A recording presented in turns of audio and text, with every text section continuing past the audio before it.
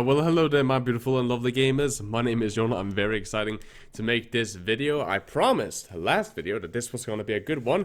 So, it is. You guys can't see it, but I'm rolling up my sleeves as I speak.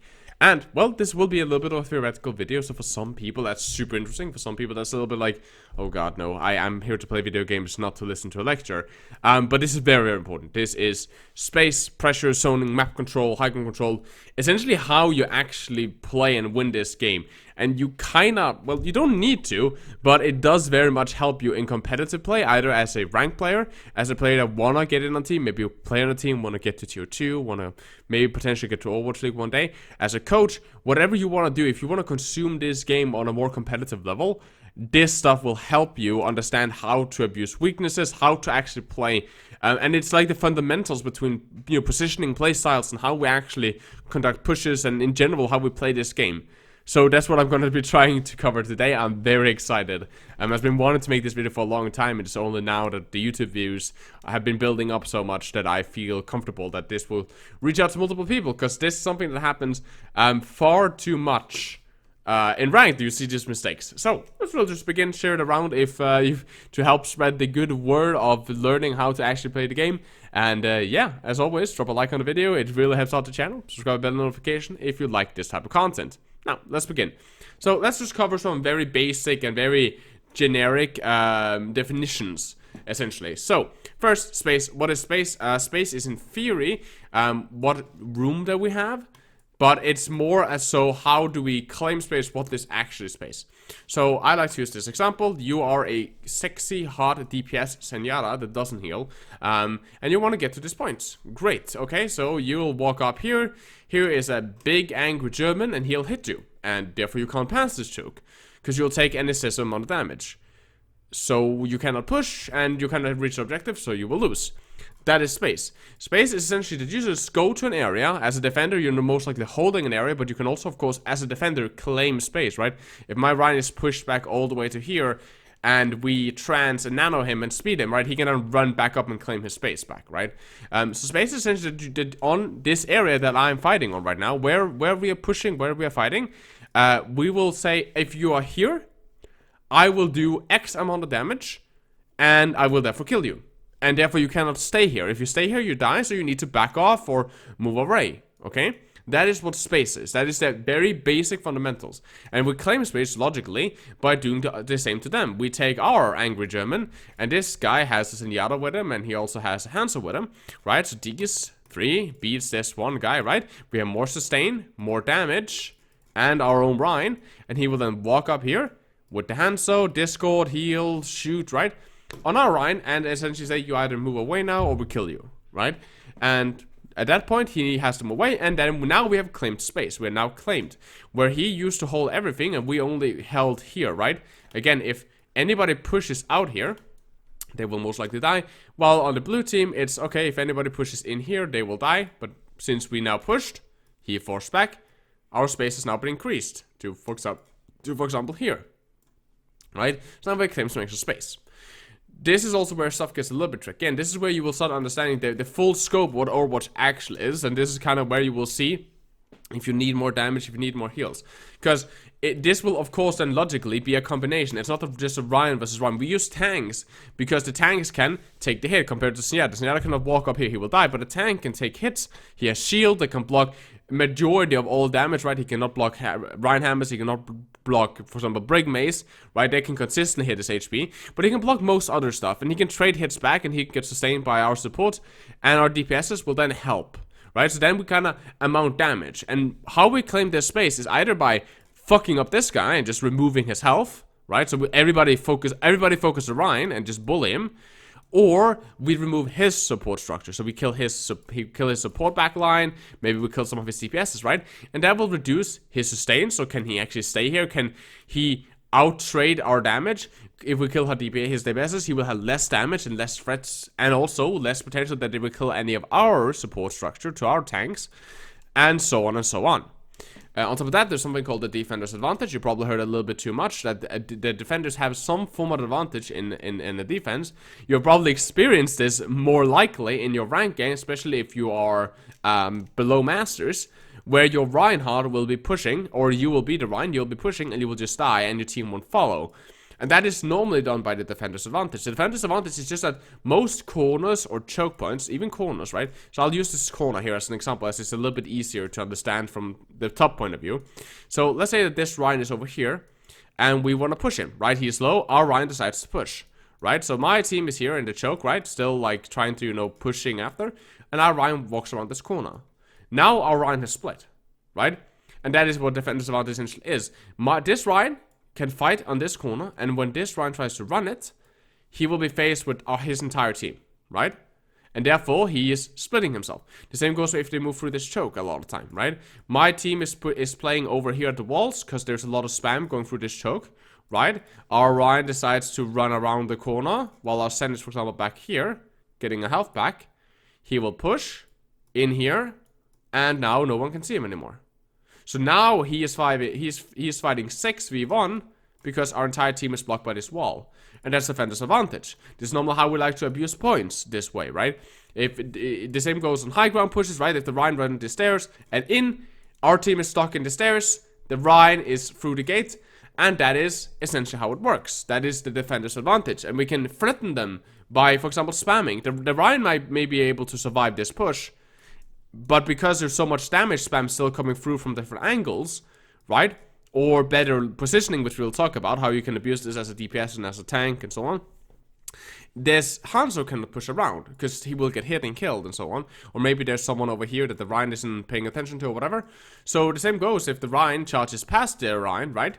The same goes here. He charges past, he misses, and now he's alone. And we cannot push through this, because if we try to go through, we are dead, meaning the Rein conducts a push without actually clearing the space first, right? So yes, you can survive that push, but the rest of us can't. So you have pushed without clearing the space for us, right? And let's bring that a little bit, before we actually bring that, let's go back to some more fundamentals. This is the very, very basic fundamental. I'll show you guys how to abuse this against enemies. And trust me, it comes a little bit later. We just need to get the basics down. I know it's boring. Put the video on double speed if you can manage to pay attention to what I say at double speed.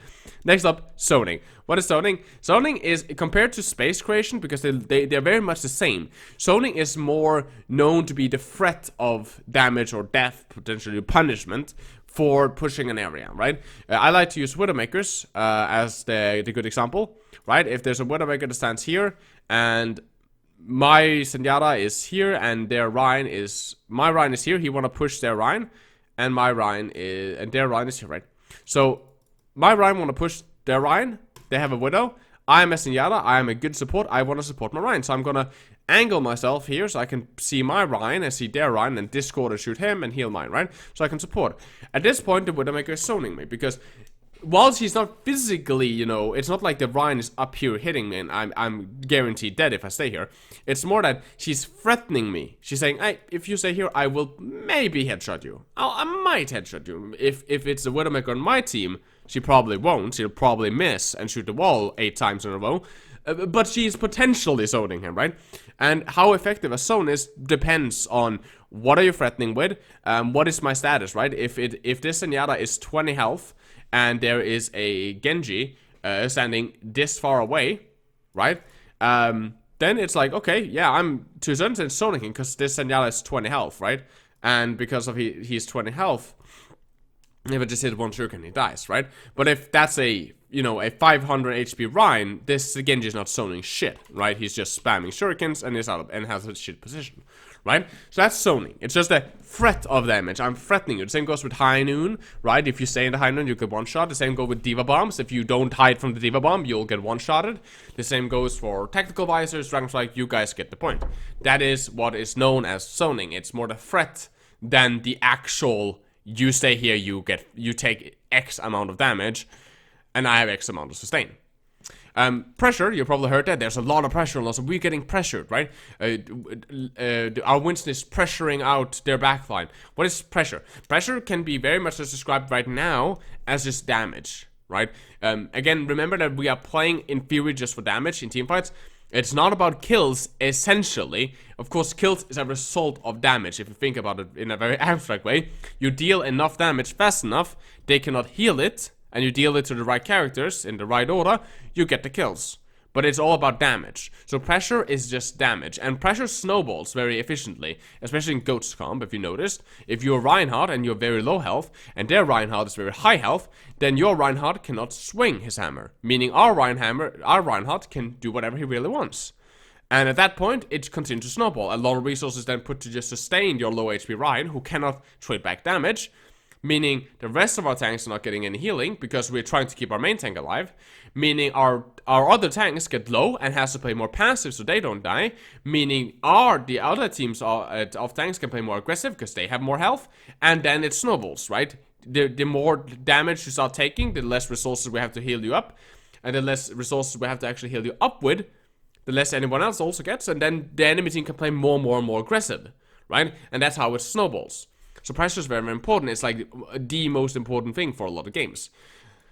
Besides that, you've probably heard map control, high control, point control, those sentences. What does that mean? Well, it's very easily to say. It's where you guys control. For example, right now, we control this area right here, right? Our team is out here, and the enemy team controls this area, for example, right here, right? If we sim teleports to the point, just as an example, even though I don't like to sim teleport, or we goat rushes to the point, we now have point control. Right? Because we have the advantage if you fight us on the point. And that's the best way of thinking about it. If you have, something control, then that just means that we have the advantage if you fight here. Meaning, high ground control, for example, if we have our 6 players up here, right?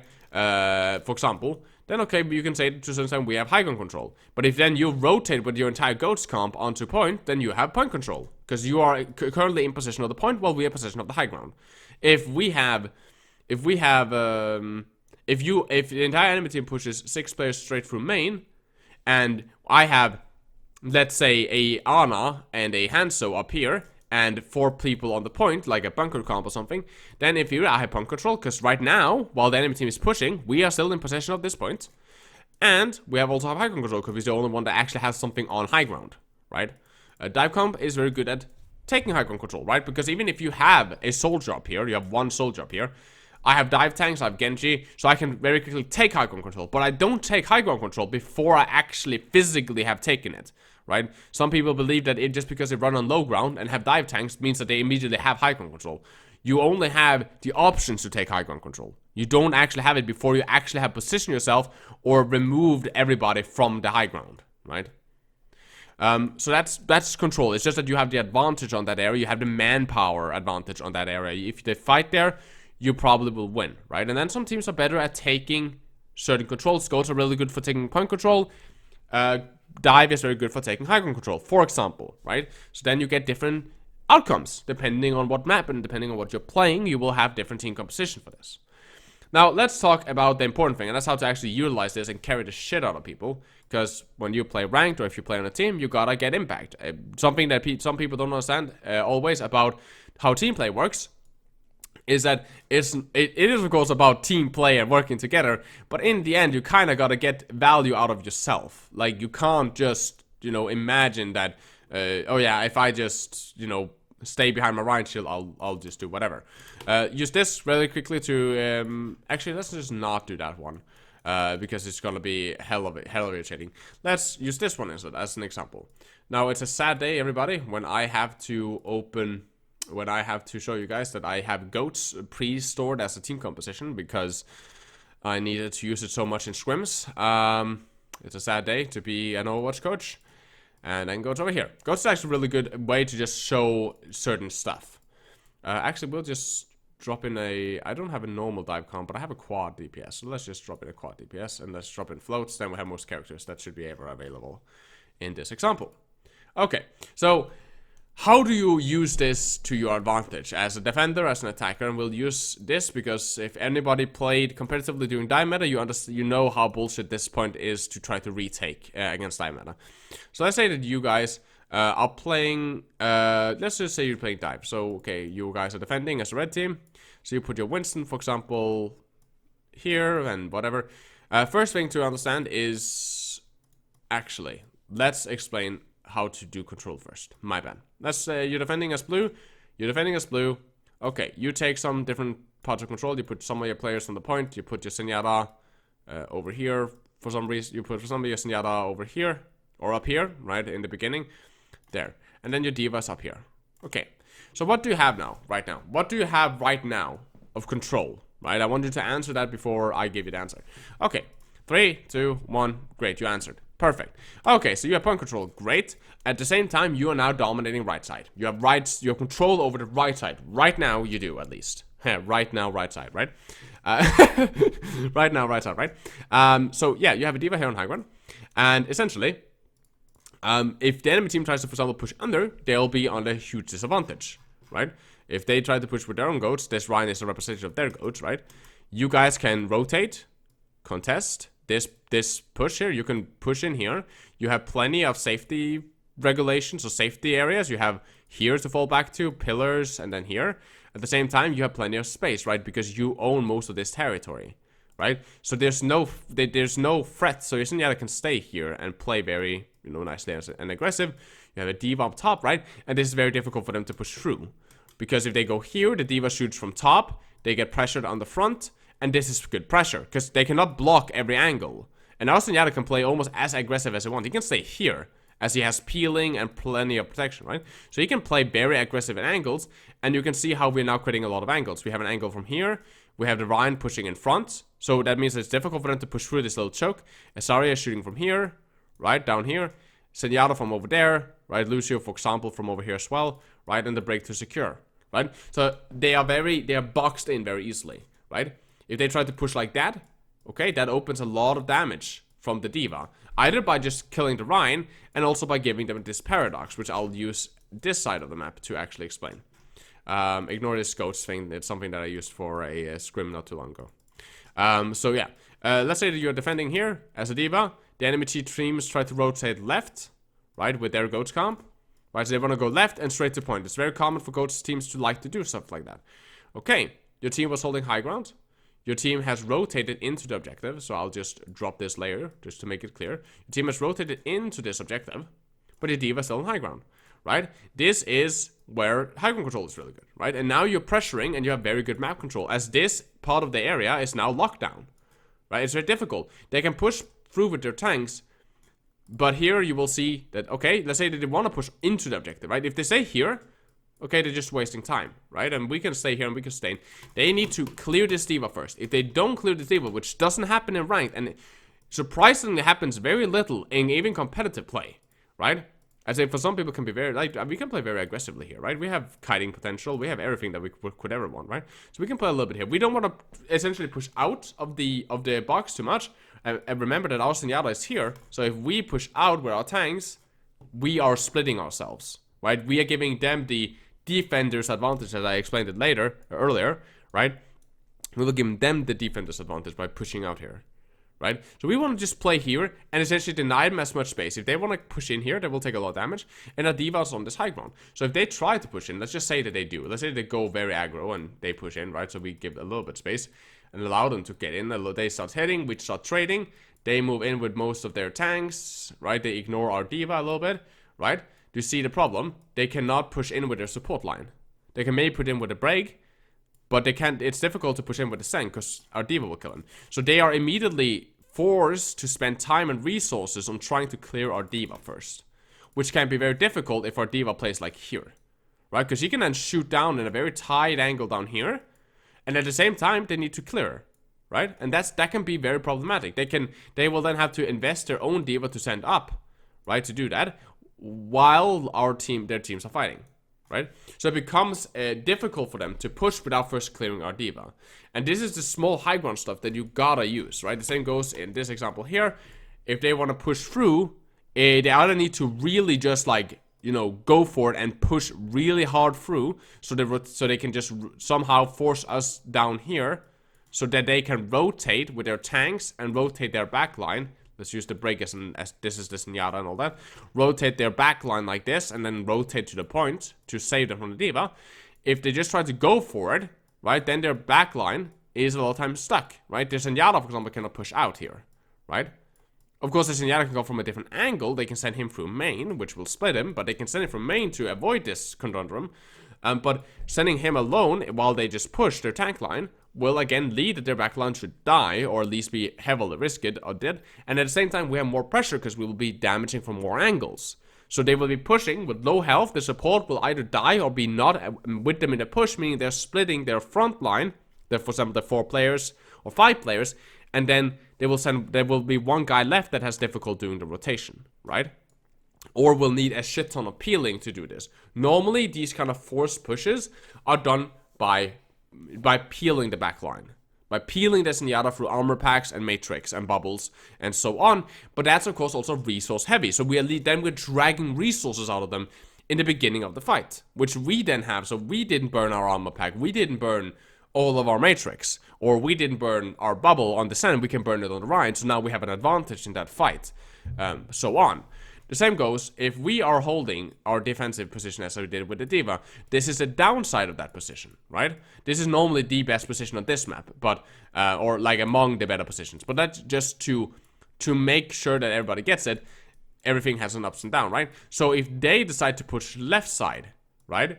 We theoretically have a weaker left side, right? Because we put one of our players on right to take control over right side. In theory, we lose control over the left side, right? As for example, our team could not engage this without waiting for the D.Va to rotate down. Now, it doesn't matter really on this map. On this map, it doesn't really matter, as our D.Va will have plenty of time to do a rotation down. But it's just an example that if I take this side and I now this side is super strong and okay, yeah, if they push out, they're fucked. It doesn't matter that much if they just go the other side, right? Then they can still claim just as easy control over this area as they can the other. The same goes for if they wanna of course push high ground. That's a very smart thing to them to do, and you'll see that happen more and more to avoid this. Instead of pushing lower, they'll push top right, which will force the D.Va down, right? And will immediately neutralize our advantage here, right? That way we don't have that setup. I mean, now they can play from here and down here, and they have immediately bought a lot of space because now we cannot push like that. Right? If they go high ground, like here, and go down, right? It can be very risky for us to push forward, as they have a high ground angle, so they can now put their D.Va on this angle up here, right? We can, of course, shoot her with the Zen, which is kind of the job of the Zenyatta in a lot of these situations, right? But we now have this one, that they now have this high ground, right? So while we had it before and could take this, by them rotating, they are saying, we have 6 players here, D.Va, go away. So they claim this space by pushing in. The D.Va cannot stop that.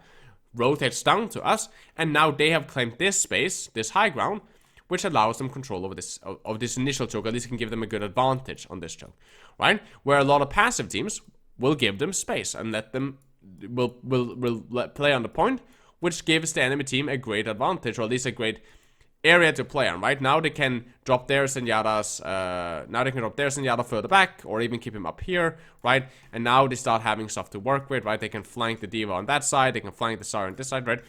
And now we start seeing, okay, now they start having some greater, some advantages in this push instead, right? So that is the easy thing.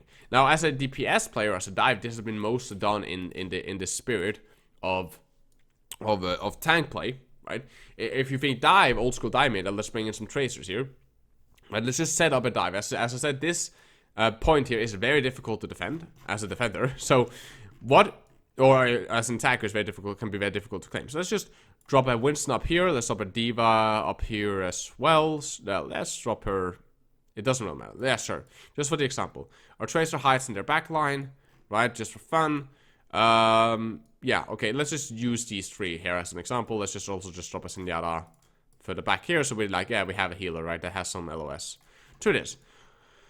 Okay, yeah, for example. Okay, and they want to push through. Let's just say that they want to push through with standard 2-2 or something similar. I don't have a setup for 2-2, especially death ball, so let's just drop in some stuff. And then we just need to drop in like these 2 and the dive target. So drop in these 2. Give me like a Kree or something, right? This is just to kind of show a little bit more old school how this worked. Okay. Yeah, something like this. It's fine. Okay. So, what do we have now? Well, we have control over this right side. That's great, meaning we have control over essentially this entire. Since we dive, we have much more reach, right? If we had the Ryan up here, well, this would be stupid, as they could just push straight. or push straight and rotate left, and this would do. A lot of teams, and this is something I remember when I played against some lower elo teams, this is something that you see a lot of time, it is like super easy to abuse. And this again, this is just an example, because there'll be some guys that are actually really good coaches that will be analyzing this and be like, somebody, you should never push like this. And you shouldn't. So let's say that you guys are pushing like this, bam, bam, bam, you guys are running in like a straight line, like in a snake, essentially, right? Okay, we have control over this entire area. This is ours. There's not much they can do about it. We have dive tanks that's ready set up here, and this is where the tracer is. Does this tracer own this space, right? Theoretically, yes. In practical, no, right? As, yeah, sure, if the Sen runs by, okay, cool, so you can kill him. But if they send it, you know, she's split from our team. So, to a certain extent, she kind of owns it. This is where Tracer. This is why she's not there to control this space. She is here for access, right? And this is where we see the difference between some of the tank play and how it works with DPSs. We did the same thing that, like, if we had a Widow, we would just want her LOS to be working here, right? She's not up here, right? She's not here because, like, now she's controlling this space. She's up here because now she can help us control this space, right? I like to think about it as securing the space, right? Like, we have the tanks that can physically go here and stop them and attack them and fight them, and then the DPSs need to be able to secure the DPS, our tank line. So the DPS secures the tanks with damage, and the support secures the tanks with healing so they can sustain through their fighting, right? That's how I like to look at it. I know other people likes to look at it as, like, as a combined team effort. We fight with the Widowmaker, the Zenyatta, the Winston, the D.Va, the Tracer, with a combined damage of XX, right? Like, so much damage we have here, right? We have so much damage, and therefore we fight with that amount of damage here. So, at this point, okay, they push through. We can dive, split, with bubble, right? Push in with the D.Va here, or wherever she fucking wanna go, right? Tracer hits the back line, Widowmaker gets free LOS, right? Very, very common thing to set up. Very easy to get kills this way. Very easy, right? And notice that he just needs to, a lot of time, especially in these positions, he doesn't really have to leap. He can all the time just drop. Or sometimes he can dive, right? At this point, where they want to push, for example, right? Yes, you want to go, for example, from the other side, right? Which brings its own problems, right? They go here. We, of course, rotate our tanks down. This guy gives some space. Right, the Widowmaker will probably also give some space either further back or wherever she want to go, right? And the Tracer will set up another dive for herself, right? So she can again access. When these guys then start pushing, right? And this is where dive is so great, right? So, right, they're now pushing inside our control zone. If we were Reinhardt, our Reinhardt would not have access down here, right? Because he doesn't have that reach. But because we play with the Winston, right? The Winston has plenty of dive space here. He can dive all of this. He can even dive behind here, right? He has plenty of map space. He can dive practically anywhere on the map, which is what was so good about him, that you could control, in dive, you can control so much space, right? You have so much, you can just claim space out of nowhere. You can be like, yeah, I own this area, right? I just need to go there, and I can go there in under a second. So, but without Tracer being here, she's like, yeah, I have access to him. Okay, I'm a monkey, I can leap over, go here, Tracer goes in, Kang, assassinate him, and now we have a monkey in the back line. That's on the Kree. The Kree can't stay here. Again, now the monkey has said, I claimed this space. The Kree needs to back. And now these guys are screwed a little bit because the D.Va is standing here with her Zenyatta, Widowmaker, and so on. So it's difficult to push straight onto them because they're like, the D.Va is like, yeah, I control this space. I'm very good at fighting tanks. And the monkey is like, yeah, I control this backline space with the Tracer. I'm very good at killing a backline. And now you have two areas that kind of push in a sandwich them in between, right? And that is where dive comes into play. I hope that this helps out. This is more to understand that we can set up on those high grounds. We can, by for example, just playing a D.Va up here, how much space that actually gets at. And this works for DPSs, this works for supports, this works for really anything, right? Creating crossfire to give pressure, controlling space by being active and having access and so on, zoning, and essentially this is the way that you take map control and high ground control, right? And point control by playing in these ways. I hope that this helps you understand a little bit better the underlining tones of the game. Sorry for the very long video. It's almost it's half an hour long. Feels bad, man. Very sorry. I wanted to sit down and just bring all of this shit out. and try to do stuff. I might do follow-up if you have questions down in the comment section below. And if you want to hire me as a private coach, it's 50 euros for a 2-hour session. Doesn't matter if you're bronze or top 100. If you play for a team or not, hit me up on our Discord server and we can set up a session. I love you guys very much. Please take care of yourselves, stay positive, and as always, guys, it's been Jonal, and you guys keep the enemy in your water.